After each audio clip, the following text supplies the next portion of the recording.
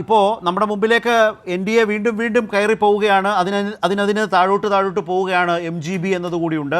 N D A 190 സീറ്റുകളിൽ lead ചെയ്യുമ്പോൾ MGB 50ലേക്ക് ചുരുങ്ങുന്നു എന്നുള്ളതാണ്. ആ ചുരുങ്ങുന്നത് കൊണ്ട് തന്നെ RJDയുടെ സീറ്റിലും വലിയ നിലയിലുള്ള കുറവ് സംഭവിക്കുന്നു. ഇപ്പോൾ RJD എത്തി നിൽക്കുന്ന 38 സീറ്റിൽ മാത്രമായി ഒതുങ്ങി നിൽക്കുകയാണ് ലീഡ് എന്നതാണ്.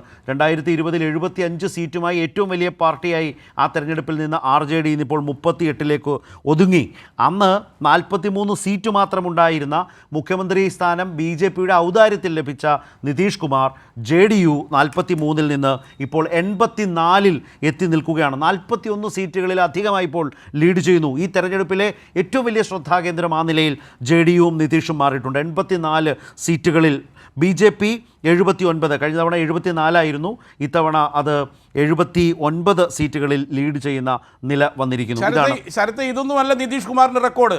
നിതീഷ് കുമാറിന്റെ റെക്കോർഡ് എന്ന് പറയുന്നത് 2010-ൽ 115 സീറ്റ് നേടി എന്നുള്ളതാണ്. ശരി, ഞാൻ ഇപ്പോഴത്തെ കാര്യമാണ്. ഇപ്പോഴത്തെ ആ ഒരു കഴിഞ്ഞ തവണയുമായുള്ളൊരു താരതമ്യം മാത്രമാണ്.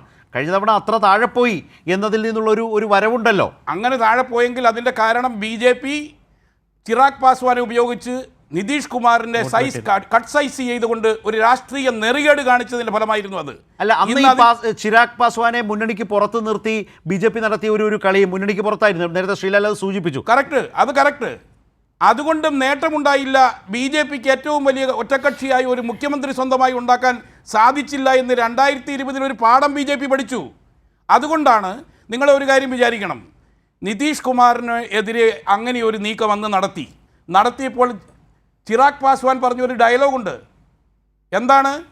ലോജ്പ is equal to Bajpa is equal to Lojpa എന്ന് വെച്ചാൽ Lok Janshakti party is equal to BJP is equal to Lok Janshakti party.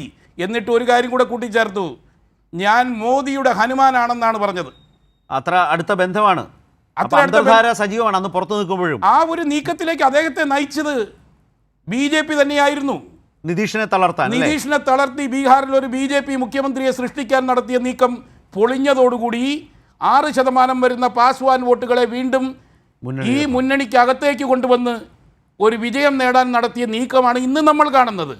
പക്ഷേ അവിടെയും 22 സീറ്റിലായി ഇപ്പോൾ ലീഡ് ചെയ്യുന്നത്. അതാണ് പറഞ്ഞത്. അവിടെയാണ് നമ്മൾ ഒരു കാര്യം കൂടെ ശ്രദ്ധിക്കുക.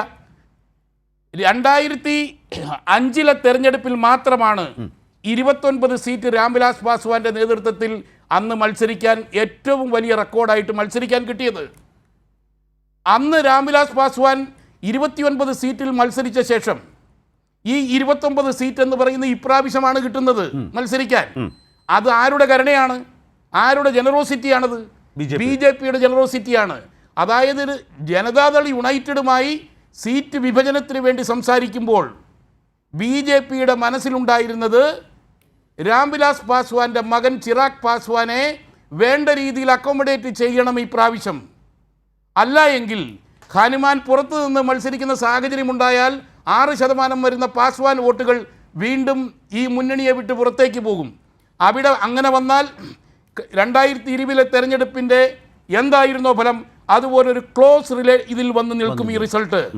അതിന് BJP തയ്യാറല്ലായിരുന്നു. കാരണം 2020 BJPയെ സംബന്ധിച്ചിടത്തോളം നിതീഷ് കുമാറിൻ്റെ സപ്പോർട്ടിൻ്റെ ആവശ്യമില്ലായിരുന്നു കേന്ദ്രത്തിൽ. ഇപ്രാവശ്യം അങ്ങനെ ഒരു റിസ്ക് എടുക്കാൻ BJP തയ്യാറല്ലായിരുന്നു.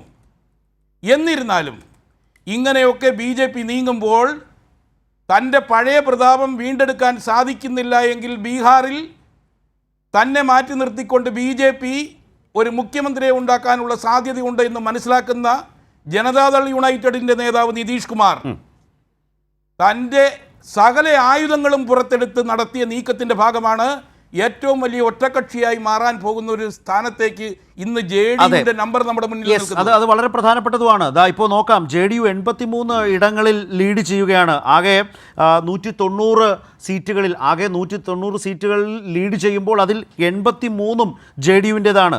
തൊട്ടുപുറകിൽ BJP 80 എന്ന നിലയിൽ നിൽക്കുന്നു. LJP 29 സീറ്റുകൾ കൊടുത്തു, 22ഇടത്തും ലീഡ് ചെയ്യുന്ന നിലയാണ് ഉള്ളത്. MGBയെ കുറിച്ച് പ്രത്യേകിച്ചൊന്നും പറയേണ്ട കാര്യവുമില്ല. 50 മുമ്പ് പറഞ്ഞതുപോലെ നിൽക്കുകയാണ്. RJD 38 എന്ന നിലയിൽ മാത്രം.